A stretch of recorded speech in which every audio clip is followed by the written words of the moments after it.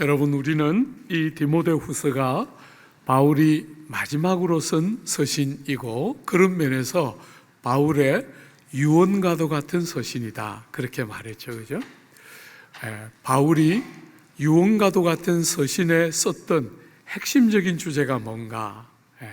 복음과 함께 고난을 받으라, 그렇게 말했죠.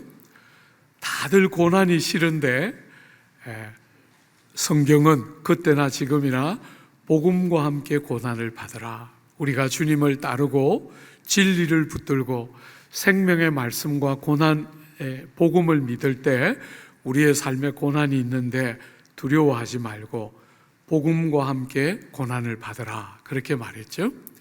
우리가 더불어 고난을 받아야 하는 복음이 뭔가? 여러분, 복음은 구원의 복음이다, 그렇게 말했죠. 사람을 형벌하고 심판하는 것이 아니라 구원의 복음이다. 그런데 그 구원의 복음은 은혜를 통한 구원의 복음이다. 자격이나 공로나 일한 것에 근거하지 않고 자격 없는 우리들을 은혜로 건지시고 살리시고 구원하시는 그 은혜로 말미암는 구원의 복음, 그게 복음을 요약한 것이다, 이렇게 이야기했죠. 여러분, 아버지께서, 하나님 우리 아버지께서 여러분과 저를 은혜를 따라 구원하기로 영원 전부터 마음에 갖고 계셨어요. 그 영원 전부터 아버지의 마음에 있던 그 구원 계획이 아들 하나님이 이 땅에 오시고 십자가에 달려 돌아가시고 부활하시고 승천하심으로 밝히 드러났다.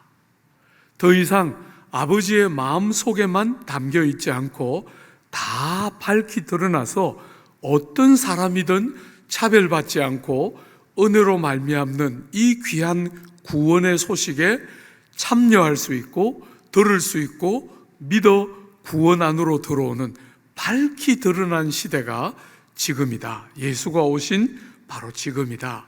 우리가 그렇게 이야기했지요. 복음 안에는 또 하나의 중요한 요소가 들어있는데 사망을 패하시고 생명과 영광을 여셨다. 생명과 영광을 열어주신 것, 이것이 복음 안에 있는 또 다른 중요한 요소라고 그랬죠. 그죠? 이것만 해도 우리가 복음과 함께 고난받는 충분한 이유가 될 것 같은데 바울은 그것으로 만족하지 않고 또 몇 가지를 덧붙였어요. 왜 우리가 복음과 함께 고난을 받고 그 고난받는 것을 부끄러워하지 않아도 되는가? 몇 가지를 더 붙여놨어요. 한번 보세요. 여러분, 12절입니다. 이로 말미암아, 여러분 앞에서 말한 복음의 그 부요함과 그 복음을 위한 선포자요 사도요 교사가 된 그것으로 말미암아, 그죠? 내가 또 이 고난을 받되 부끄러워하지 않는다. 여러분, 이 고난하고 고난을 그렇게 불렀어요. 바울이 지금 감옥에 갇혀서 죽기 직전이지 않습니까? 바로 이 고난, 감옥에 갇히고 순교의 죽음을 죽게 될 바로 이 고난, 혹은 앞에서 말했던 복음과 함께 고난을 받으라 할 때 복음을 위한 바로 이 고난, 그죠? 이 고난 내가 조금도 부끄럽게 여기지 않는다. 사랑하는 여러분, 고난을 부끄러워하지 말라. 성경은 우리에게 분명하게 이야기하고 있고, 여러분과 제가 예수 믿고 진리를 따라 살고 복음을 따라 살 때 우리의 삶에 반드시 고난이 있다. 성경은 그렇게 가르쳐요. 여러분, 마태복음부터 요한계시록까지 신약의 어떤 본문을 열어도 성도의 삶과 고난이라는 주제를 떼고는 신약 성경이 안 읽어질 만큼 신약 성경 구석구석에 성도의 삶에 고난이 있다 하는 주제는 늘 다루고 있는 핵심 주제 중에 하나예요. 그러므로 복음을 위한 고난을 부끄럽게 여기지 말고 복음과 함께 고난받아야 한다. 이렇게 전체 주제를 또 강조하고 있는 것이죠. 그죠? 그런데 오늘은 또 다른 이유를 붙였어요. 여러분과 제가 왜 복음과 함께 고난을 받을 때 부끄러워하지 않느냐 하면 한번 보십시오. 12절 그 중간에 내가 믿는 자를 내가 알고. 여러분, 첫 번째로 여러분과 제가 복음과 함께 고난받을 때 부끄러워하지 않는 이유는 내가 믿는 자가 어떤 인 줄 우리가 알기 때문인 거예요. 그죠? 내가 믿는 자를 내가 알기 때문에 고난을 받을 때 전혀 그 고난이 부끄럽지 않다는 거예요. 두 번째는 무엇입니까? 내가 오탁한 것을 그날까지 그가 능히 지키실 줄을 확신하기 때문에. 하나님께서 우리가 의탁하고 우리가 의지하고 우리가 신뢰하는 우리의 믿음을 부끄럽게 하지 않으시고 그날까지 틀림없이 우리에게 약속한 바를 지켜내실 줄 믿기 때문에, 확신하기 때문에 예수 믿으며 우리의 삶에 따르는 고난을 부끄러워하지 않는다는 거예요. 여러분, 바울이 내가 믿는 자를 내가 알고 이렇게 말했어요. 바울이 믿어서 알고 있는 그 하나님, 그리고 우리가 믿어서 알고 있는 그 하나님 어떤 분입니까?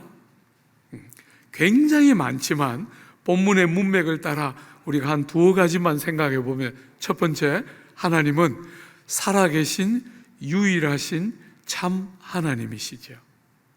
복음을 통해서 바울이 만난 바로 이 하나님은 유일한 한 분 참 하나님이세요.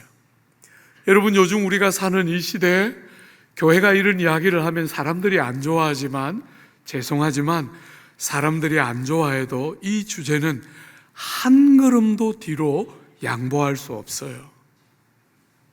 그리스도를 통해서 우리에게 자기를 계시하시고 예수 안에서 우리를 찾아오신 그 하나님만 한 분 참 하나님이다. 그게 성경이 가르치는, 그래서 바울이 고난 때문에 복음이 닥쳐올 때 부끄럽지 않은 이유는 한 분 참 하나님을 섬기는 그 하나님을 내가 알기 때문이지요. 사랑하는 여러분, 다른 하나님이라 불릴 자는 없습니다. 예수를 통해서 우리를 찾아오시고 자신을 나타내신 그 하나님 한 분이 참 하나님이시기 때문에 어떤 고난을 받아도 부끄러워하거나 뒷걸음질을 칠 아무런 이유가 없다. 이게 바울이 말한 첫 번째 내용이에요. 여러분, 내가 믿는 하나님을 안다 이렇게 할 때, 내가 믿는 일을 내가 알고 이렇게 말할 때 또 하나 더 생각해 볼 수 있는 주제는 뭡니까?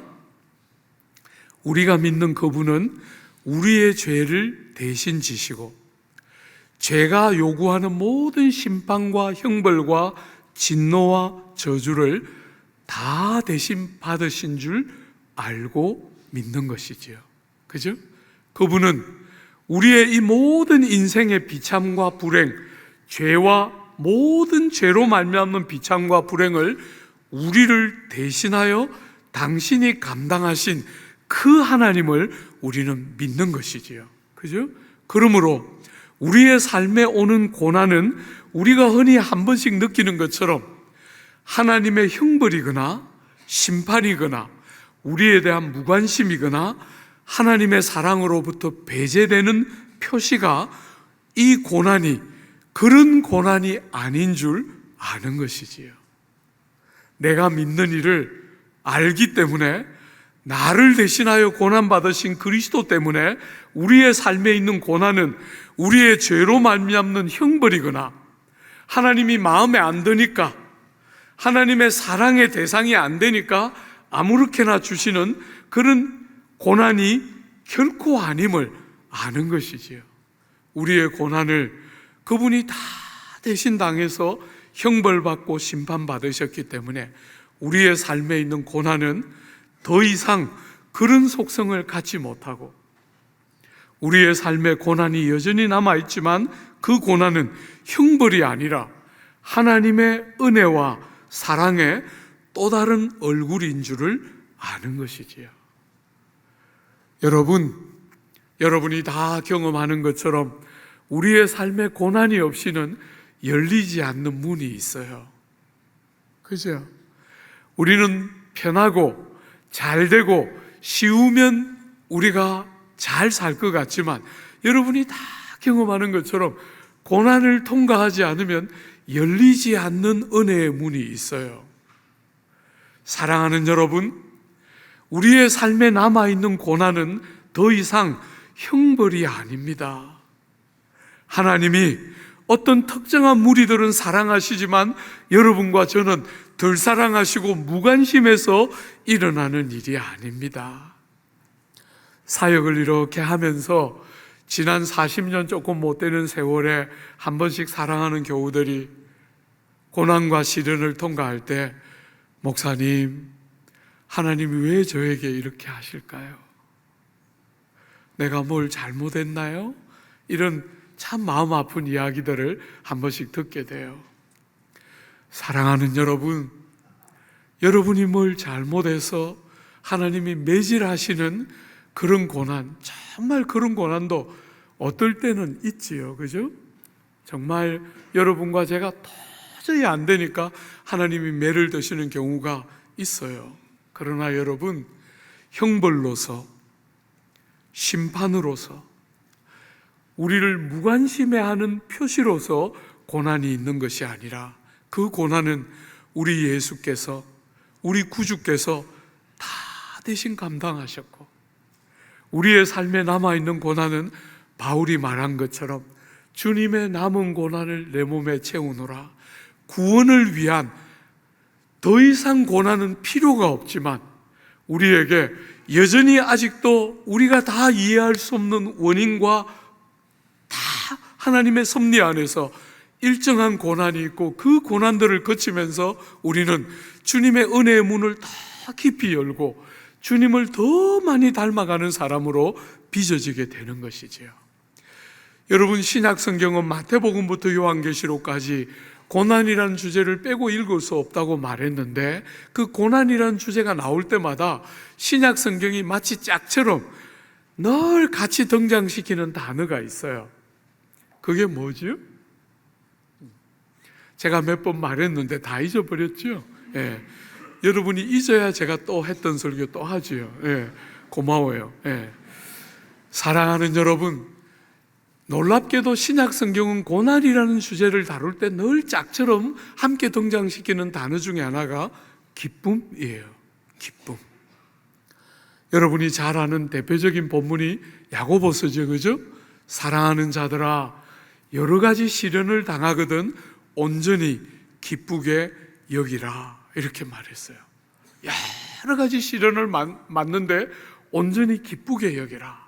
로마서, 그 위대한 복음을 담고 있는 그 복된 서신에서 로마서 5장에 바울은 말하기를 우리가 여러 가지 시련 가운데서도 즐거워하나니, 여러분 그때 즐거워한다는 단어의 뜻이 뭐냐면 가슴이 벅차올라 견딜 수 없이 기뻐하다, 이런 뜻이에요. 고난이 오는데, 시련이 오는데 가슴이 벅차서 견딜 수 없이 기뻐하는 사람 여기 혹시 있어요? 병원에 있지요. 그건 아무도 기쁠 수가 없어요. 아무도 기쁠 수가 없어요. 그런데도 놀랍게 성경은 고난이라는 주제를 다룰 때 늘 기쁨이란 단어와 함께 그 주제를 다루어내요. 여러분, 전혀 기쁘지 않은 이 고난이 어떻게 기쁘게 여겨집니까? 그 야고보서에 보면 기쁘게 여기라 이렇게 말했죠. 그죠? 기쁜 것이 아닌 거예요. 기쁘게 여기는데 왜요? 노잉, 알기 때문에. 알기 때문에. 형벌과 진노와 무관심과 사랑 없음의 표현으로서의 형벌은 주님이 십자가 위에서 다 대신 당한 줄 알기 때문에 고난이 여전히 기쁘지 않지만 기쁨으로 받을 수 있는 이유는 하나님이 구주께서 나를 위하여 다 대신 고난 보시고 이 고난은 이해할 수 없고 해석되지 않는 순간이 우리의 삶에 때로는 있지만 이 고난이 정말 또 다른 세계를 여는 은혜의 다른 문인 줄 믿기 때문에 좌절하고 낙심하고 붙들려 있지 않고 그 고난을 기쁘게 여기는 다른 눈이 열리기 시작하는 것이 우리의 신앙생활에 굉장히 중요한 한 표시 중에 하나인 거예요.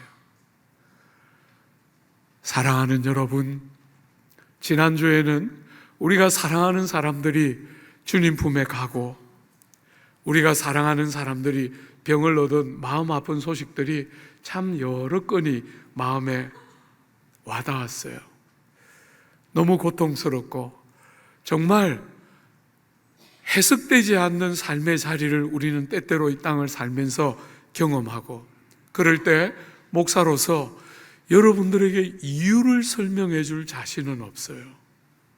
저에게도 안 보이기 때문에 왜 하나님이 이런 고난을 주시는지 이유를 설명할 수 없지만 분명한 거 하나 있어요. 형벌이거나 무관심이거나 하나님의 사랑으로부터 벗어났기 때문에 오는 고난이 아닌 것은 너무 선명해요. 사랑하는 여러분, 그 일은 우리 예수께서 다 대신 당하신 거잖아요. 한 번에 완전한 속죄를 우리를 위하여 주심으로 다시는 그 주제를 그렇게 붙들리지 않도록, 다시는 그런 주제를 그런 식으로 바라보지 않도록 예수께서 한 번에 완벽한 우리를 위한 대속의 죽음을 죽으셨기 때문에 우리는 해석되지 않은 많은 눈물과 실망과 아픔과 질고가 있는 삶을 여전히 이 땅에서 일정한 정도로 겪지만 해석하는 눈이 전혀 달라진 것은 틀림없는 것이지요. 사랑하는 여러분, 내가 믿는 자가 누구인지를 내가 알고 그분이 유일하신 참 하나님이시고 우리의 모든 질고와 죄로 말미암는 형벌을 대신 받으셨기 때문에 고난을 부끄럽게 여기지 않고 고난에 참여함을 기쁘게 여기는, 바로 그것이 성도들의 삶에 있는 놀라운 비결 중에 하나입니다. 그죠? 자유와 다름의 비결 중에 하나이지요. 두 번째로, 여러분, 바울이 그 고난을 부끄럽게 여기지 않는 이유가 뭡니까? 내가 어탁한 것을 능히 지키실 줄 확신하기 때문에. 여러분, 여기 확신한다 하는 단어는 여러분들의 느낌이 믿습니다 이런 느낌이잖아요. 그죠? 그래서 어떤 사람들은 그게 되는데 어떤 사람은 안 되는 사람이 있어요. 저도 교회 와서 교회에서 한 번씩 기도합시다 이럴 때 주여 한번 부르고 합시다 이러면 굉장히 힘들어요. 왜 주여 한번 불러야 될까? 또 어떤 사람은 주여 3번 부르고 하자 그러면 마음이 되게 좌절이 돼요. 저는, 여러분들은 안 믿겠지만 저는 그런 거 할 때 되게 부끄러워요. 그렇게 안 부르고 싶어요. 그냥 조용히 부르고 싶거든요. 그런데 큰 소리로 주여 합시다 이럴 때 되게 힘들어요. 사랑하는 여러분, 안 되는 거 있잖아요, 우리의 삶에. 그죠? 확신한다 할 때 어떤 기질의 사람들은 믿습니다 이러면서 막 이렇게 하면서 막 하는데, 저는 교회 와서 그럴 때 제일 힘들었어요. 안 믿으시는데 뭔가 믿습니다 이래야 막 뭐가 탁 되는 것 같고 이러니까 되게 힘들더라고요. 마음으로 동의가 안 되는데 어떻게 그런 것을 어떤 형태를 회귀화하면서 되는 것처럼, 절대로 그렇게 생각지 않아요. 여러분, 여기 확신함이라 하는 것은 수동태입니다. 수동태. 설득되었다는 거예요. 설득되었다는 거예요. 여러분과 제가 믿습니다 이러면 그게 아니고, 그죠? 설득되어서 여러분의 인격이 설득되고 충분히 굴복되어서 믿어진다는 거예요. 절대로 하나님이 내가 의탁한 것을 지켜내실 줄 믿어진다는 고백을 하고 있는 거예요.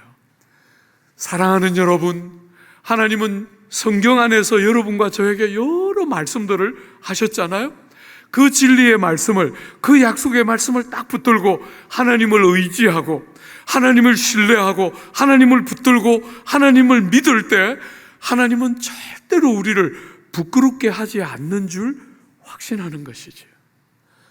사랑하는 여러분, 우리는 이 세상을 살아가면서 믿었던 사람들에게 배반당하고 내 생명처럼 소중하게 여기는 아들과 딸들, 아내와 남편에게 때로는 상처를 받고 배반을 당하면서 우리는 하나님을 믿으면서도 우린 때때로 염려와 아픔이 있어요. 내가 이렇게 믿었는데 하나님이 나를 실망시키지 않을까? 하나님이 나를 부끄럽게 하지 않을까? 우리들의 마음에 염려가 있어요. 사랑하는 여러분, 여러분들이 과거를 한번 돌아봐요. 여러분이 앞일을 놓고 염려가 되고 두려울 때 과거를 한번 돌아봐요. 여러분의 삶에 기대하는 것이 안 되는 것 같은 순간이 있었잖아요. 여러분의 삶에 어떤 일들이 여러분을 낙심시키고 여러분을 좌절하게 하는 순간이 있었잖아요. 그죠? 그런데도 그런 과정을 지나서 조금 더 시간이 흐르니까 아마 여기 있는 분들의 거의 80% 90%는 다 그런 경험들을 했을 거예요. 하나님은 틀림없구나. 약속하신 것을 절대로 포기치 않으시고 반드시 약속하신 대로 이루시고 성취하시고 우리의 기대를 부끄럽게 하거나 약속을 붙들고 믿었는데 안 됐다, 그런 경우가 거의 없다는 것을 여러분 대부분이 과거를 돌아보면 느낄 거예요.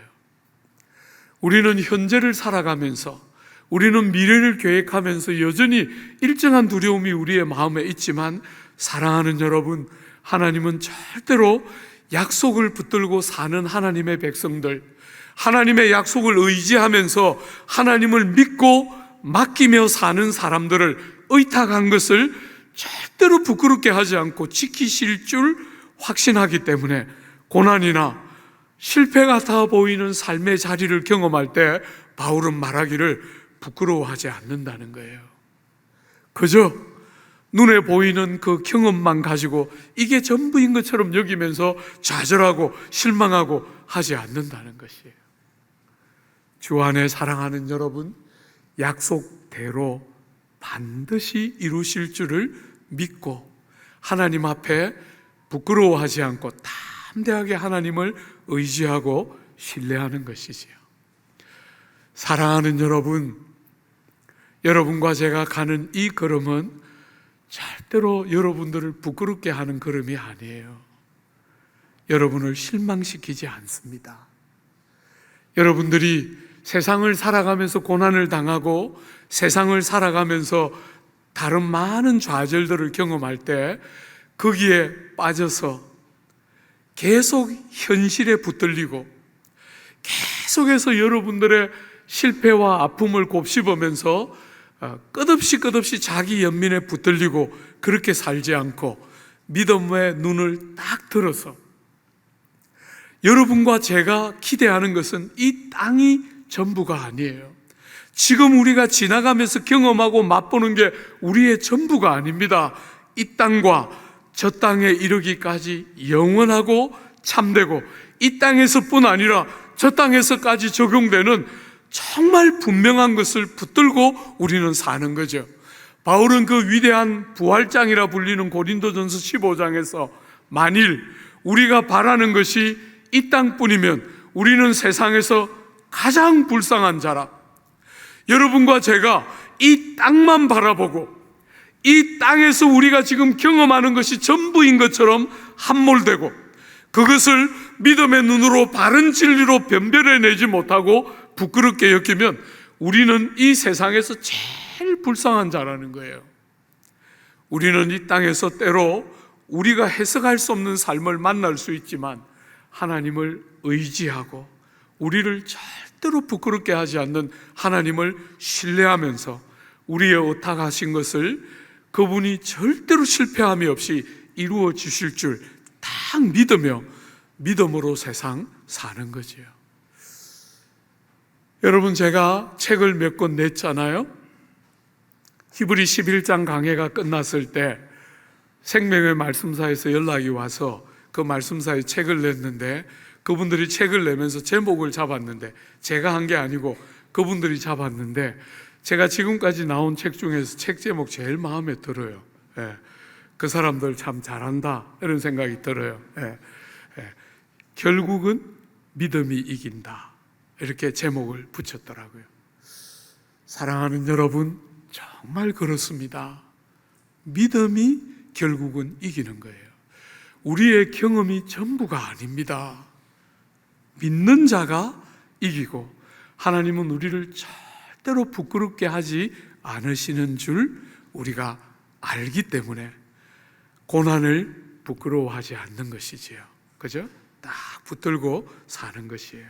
그렇게 고난에 함몰되지 않고, 사랑하는 여러분, 여러분과 제가 실패 같아 보이는 지금의 경험 앞에 굴복하지 않고, 그 마지막 날, 주님이 우리를 데리러 오신 그 마지막 날에 우리를 절대로 부끄럽게 하지 않을 그 주님을 딱 붙들면서 마음을, 고난과 실패의 마음을 빼앗기면서 함몰되지 않고 끝없이 자기 연민에 빠지지 않고, 여러분들이 어디에 마음을 기울여야 합니까?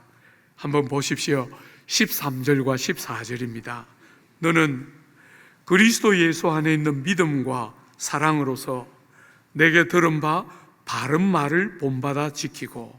잘 눈여겨보십시오. 여러분의 마음을 둬야 할 것이 어디라고요? 바울에게 들은 바 바른 말을 잘 본받아서 지켜내라, 이렇게 권면했어요. 두 번째로 14절에 우리 안에 거하시는 성령으로 말미암아 내게 부탁한 아름다운 것을 지키라. 바울이 디모데에게 부탁한 아름다운 것을 지키라, 이렇게 말했어요. 여러분, 바울에게 배운 바른 말, 그게 뭡니까? 이 디모데전서와 디모데후서의 배경이 되는 거짓 선생이 일어나서 성경을 벗어난 복음과 다른 교훈을 가르치는 선생들이 나왔기 때문에 디모데전서의 주제는 거짓 선생들과 함께 복음과 진리를 위한 믿음의 선한 싸움을 싸우라. 그게 디모데전서의 주제였잖아요. 거짓 선생들이 나와서 성경이 가르치지 않는, 복음에 기반하지 않은 다른 교훈을 가르칠 때 그 다른 교훈에 빠지지 말고 바른 말에 딱 그 바른 말을 마음에 새기고 본받아 지키라는 거예요. 사랑하는 여러분, 성경이고 복음을 말하는 것이겠죠. 그죠? 복음과 성경에 충실한 바른 교훈에 딱 마음을 기울이라. 여러분, 두 번째 뭐죠? 내가 너에게 부탁한 아름다운 것을 지키라. 여러분, 부탁한 아름다운 것이 뭡니까? 복음이고 성경이죠. 같은 말을 다른 표현을 가지고 강조하면서 동일한 강조를 하고 있는 것이에요. 여러분, 제가 영국 생활할 때 한국과 약간 대조되는 독특한 영국 사람들이 갖는 언어 습관들이 제가 참 인상적이었는데요. 영국 사람들은, 우리 한국 사람들은 주로 아름답다 이렇게 말할 때 외모가 좀 출중한 사람들이 간혹 있잖아요. 그런 분들을 보고 아름답다 이렇게 말하거나, 혹은 자연이나 환경이 정말 좋을 때 아름답다 주로 이렇게 쓰잖아요. 근데 영국 사람들은 정말 음식을 먹었는데 너무 맛있을 때, 이 음식이 너무 맛있을 때 영국 사람들은 beautiful 그러더라고요. 굉장히 인상적이고 너무 좋았어요. 아, 이 단어를 이럴 때도 쓰는구나. 사랑하는 여러분, 우리는 어떤 면에서 그 beautiful, 아름답다라는 표현을 특정한 어떤 영역에 국한하고 쓰지만 마음으로 충분히 표현하고 싶은 너무 좋은 것, 이런 것들을 아름답다 이렇게 사용하고 있는 거예요. 사랑하는 여러분, 복음이야말로, 하나님의 말씀이야말로 세상에 있는 모든 것 중에서 가장 아름다운 것이죠. 여러분과 저 같은 죄인들을, 우리의 죄를 덮어서 가리시고 우리 같은 죄인들에게서부터 하나님의 선함과 아름다움들을 빚어내시는 복음은 여러분이 세상에서 생각 가능한 모든 것 중에서 가장 아름다운 것이죠. 여러분, 사람들은 얼마나 출중한지 모르겠어요. 사람들은 참 출중하고 탁월함이 있어요. 하나님의 형상과 모양이 그 안에 있기 때문에 사람들은 다른 만물과 비교할 수 없는 출중함과 탁월함들이 사람 속에는 있어요. 얼마 전에 우리도 누리호 쏘아 올렸잖아요. 상상할 수 없는 특별한 일들을 사람들은 해요. 그런데도 이사야 40장의 이사야를 통해서 하나님은 뭐라 그래요? 사람 속에 있는 그 출중한 탁월함과 아름다움들이 들의 풀과 같다는 거예요. 들의 꽃과 같다는 거예요. 너무 아름다운데 금방 지나가는 거예요. 금방 지나가고 그 아름다움을 아무리 붙들어 둘려 해도 붙들어 둘 수 없는 게 인생들의 특징인데, 사랑하는 여러분, 그 이사야 40장이 그런 세상 가운데 영원한 것, 참된 것, 쇠하지 않는 아름다움, 그걸 뭐라 그랬어요? 여호와의 말씀은 영원하다. 여호와의 말씀은 영원하다.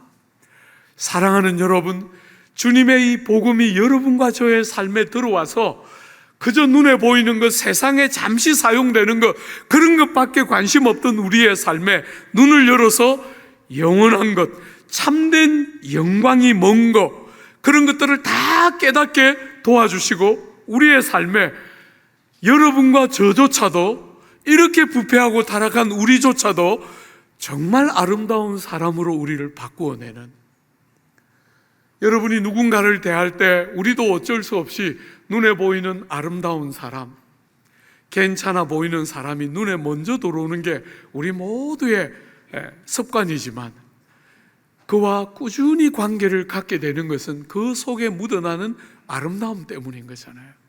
그죠?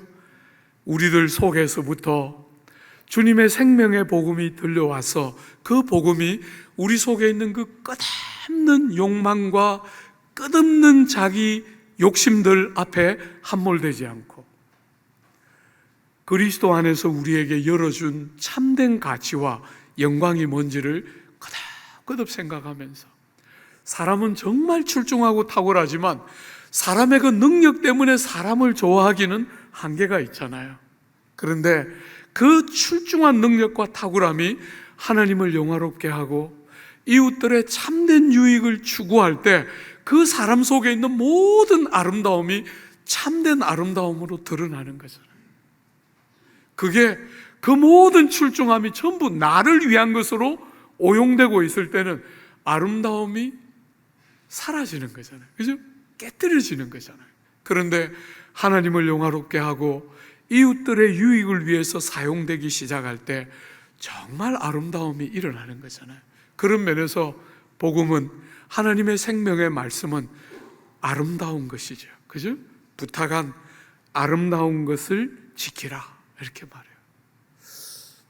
여러분, 제가 이렇게 나이를 자꾸 먹어가고 세상이 자꾸 눈에 들어오니까 한 번씩 우리 아들과 딸들 생각할 때 억장이 무너져요. 20대와 30대 황금 같은 시간을 보내면서 그 중요한 나이에 아이들이 세상을 배우고 싶다 하면서 아르바이트 할 때 저는 억장이 무너져요. 그래서 제가 청년들에게 들어가면 자주 설교해요. 너희들은 돈을 주고 시간을 사야 되는 나이다.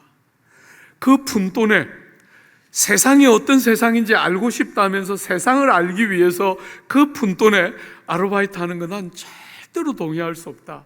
생존을 위해서 너무 가난하기 때문에 어쩔 수 없이 해야 되는 아르바이트라면 어쩔 수 없지만, 그것이 아니면 절대로 나는 돈을 주고라도 시간을 사서 이 보배 같은 시간, 그 20대 30대는 책을 읽으면 머리에 기억이 되고, 어지간히 피곤해도 그냥 한쪽 구석에 툭 쓰러져서 조금만 자면 일어나면 금방 피로가 회복이 되는 너무너무 보배로운 시간인데, 그 시간을 돈을 줘서라도 더 시간을 사고 그 시간을 소중하게 여기고 살아야 하는데, 그 시간에 평생 몸담아 살 세상을 왜 배우려고 하는지 모르겠어요.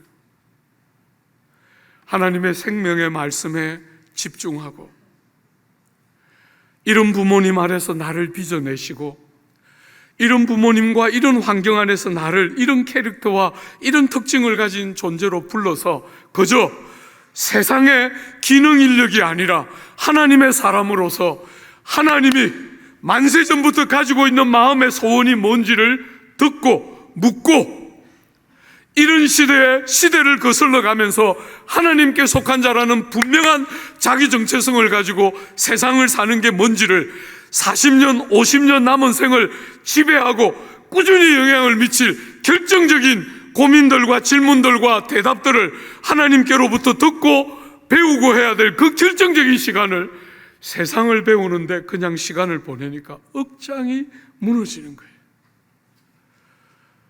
저는 우리 남서울교회에 있는 자녀들 절대로 그렇게 키우고 싶지 않아요.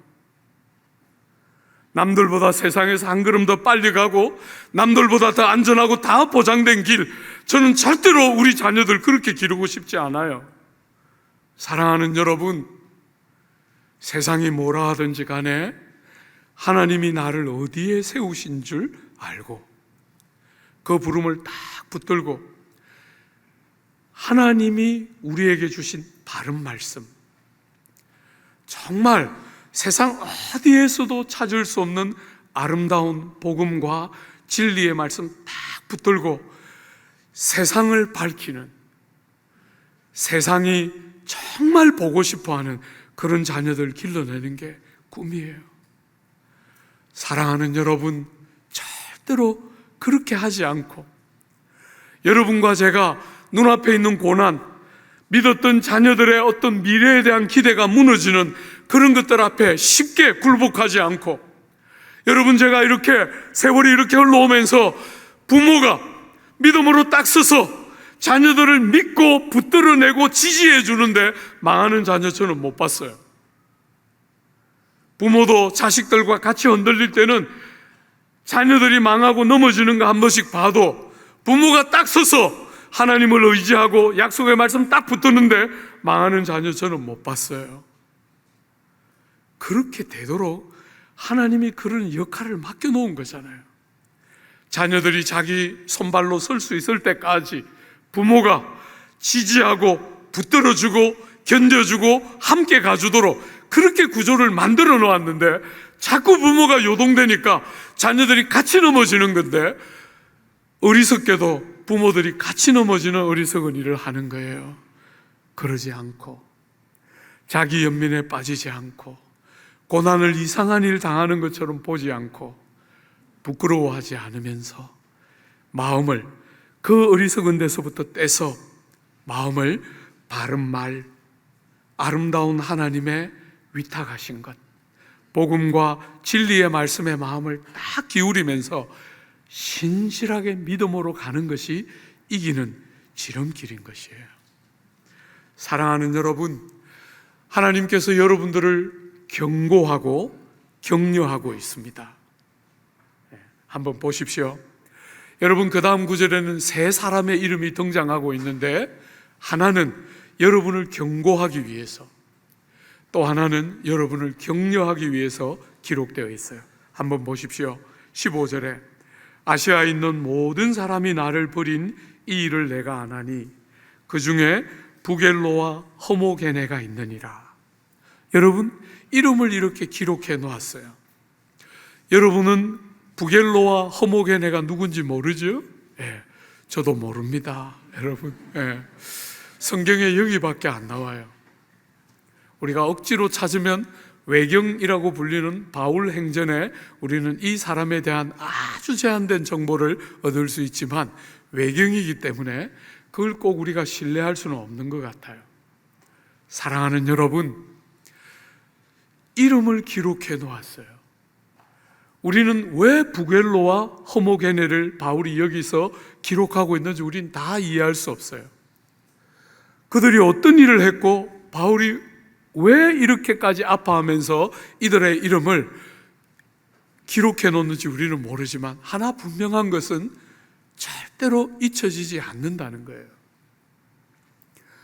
사랑하는 여러분, 여러분들이 구주의 대속의 은혜 안에서 보혈의 피로 씻어지고 덮여지고 가려진 죄는 기억도 않고 잊어지지만, 그렇지 않은 죄들은 잊어지는 법이 없습니다. 우리는 어떤 죄를 지었는지 우리는 모르지만 이름을 기록해 놓았어요. 부겔로와 허모게네는 모든 아시아에 있는 사람들이 바울이 감옥에 갇힐 때 바울을 부끄러워하고 바울과 함께 엮여서 당할 고난과 오욕과 무수한 불이익을 두려워하면서 바울 곁을 떠날 뿐 아니라 믿음을 떠났던 그 무수한 사람들 중에 부겔로와 허모게네가 있다. 이렇게 이름을 기록해 놓았어요.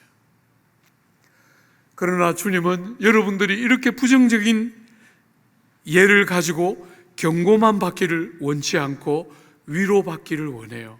격려받기를 원해요. 그죠? 한번 보십시오. 16절에 또 다른 인물이 등장합니다. 원하건대 주께서 오네시보로의 집에 긍휼을 베푸시옵소서. 여러분, 오네시보로라는 다른 인물이 등장하는데 앞에 나오는 두 인물은 이름은 기록되어 있지만 무슨 일을 했는지는 기록을 안 했어요. 안 좋은 일이었겠죠, 그죠? 기록을 안 했어요. 그런데 오네시모로는 이름도 써놓고 무슨 일을 했는지도 기록해뒀어요. 세 가지 기록되어 있습니다. 한번 보십시오. 그가 나를 자주 격려해주고, 여러분, 사람들이 그렇게 떠날 때 바울을 자주 찾아와서 격려했습니다. 첫 번째.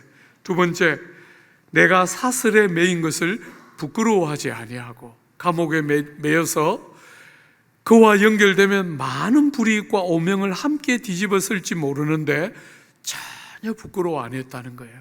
오히려 그의 아픔을 헤아리면서 그의 고난에 복음과 함께 고난받는 동참하는 삶을 오네시보로가 살았다는 거예요.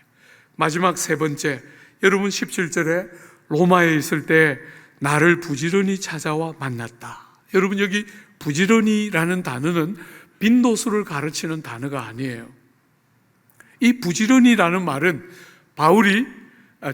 오네시보로가 로마로 우연히 왔다가 바울을 찾았다, 이런 것이 아니고 의도를 가지고 바울을 찾아보기 위해서 그 많은 수고를 아까워하지 않으면서 바울을 찾아왔던 사실을 강조하는 표현이에요. 그냥 어떻게 하다 보니까 로마를 온 게 아니라 바울을 위해서 로마로 그 수고로운 걸음을 했고 로마까지 왔는데 바울이 어디 있는지를 몰라서 탐문수색하는 그 무수한 수고들을 다 그치면서 오네시보로가 바울을 그렇게 위로하고 바울이 믿음으로 끝까지 선한 싸움을 싸울 수 있도록 격려하고 곁을 지켜줬다는 거예요. 여러분, 오늘 현대를 사는 많은 사람들의 입에는 입버릇처럼 붙어 있어요. 너무 바쁘다. 입버릇처럼 붙어 있어요. 그러면서 많은 사람들이 바쁜 일을 하다가 인생을 대부분 보냅니다. 너무 바쁘다. 바쁜 일을 하면서 다 보냅니다. 정말 중요한 일, 정말 필요한 일, 여러분을 기다리고 있는 아픈 사람들이, 여러분을 기다리고 있는, 여러분을 필요로 하는 사람들이 있는데 바쁘다 하면서 바쁜 일에 너무 귀중한 이 한 번밖에 없는 짧은 인생을 다 낭비하고 허비하고 그냥 그렇게 보내면서 바쁘다 하고 그냥 지나가고 있어요. 여러분, 복음이 우리에게 와서, 이 아름다운 복음이 우리에게 와서 눈을 열면서 이렇게 바쁘고 끝없이 분주하게 움직이는 세상을 따라 우리도 바빠지고 분주해질 수밖에 없는 세상 속에 뭐가 정말 아름다운 일인가?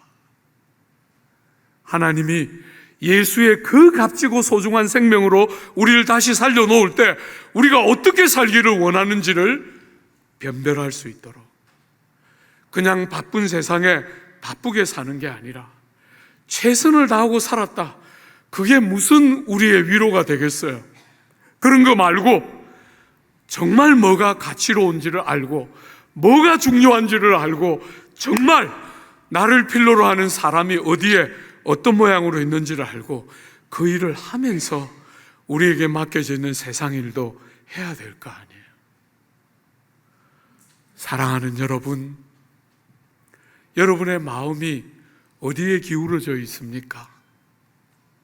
우리의 마음이 세상처럼 고난에 기울어져서 자기 연민에 빠지고 고난에 함몰되어 삽니까? 아니면 그 고난이 우리의 삶에 그대로 있는데 눈을 떼서 바른 말, 아름다운 주님이 우리에게 바울을 통해서 의탁하신 것을 딱 붙들고 바쁘다 이렇게 말하지 않고 이름을 이렇게 기록해 놓으시면서 격려하고 경고하시면서 제대로 살기를 정말